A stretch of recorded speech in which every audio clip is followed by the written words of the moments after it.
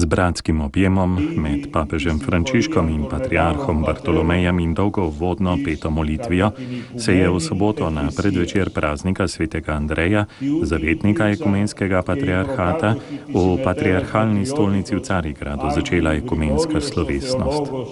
Erano fratelli di sangue, ma l'incontro con Cristo li ha trasformati in fratelli nella fede. Čutim, da je naše veselje večje, ker je vir onkraj nas, ne pa v nas, v našem prizadevanju in naporih, ki so sicer pomembni, ampak je vir veselja v skupnem zaupanju v Božjo zvestobo, ki je temelj za vnovično izgradnjo njegovega templja, ki je cerkev, je dejal papež v svojem nagovoru.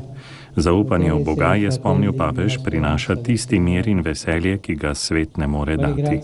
Andrej in Peter sta prisluhnila tej obljubi in sprejela ta dar. Bila sta brata, toda srečanje s Kristusom ju je preobrazilo v brata po veri in ljubezni, predvsem pa brata po upanju. To upanje po Frančiškovih besedah ne razočara, saj ne temelji v nas in naših močeh, ampak v zvestobi Bogu.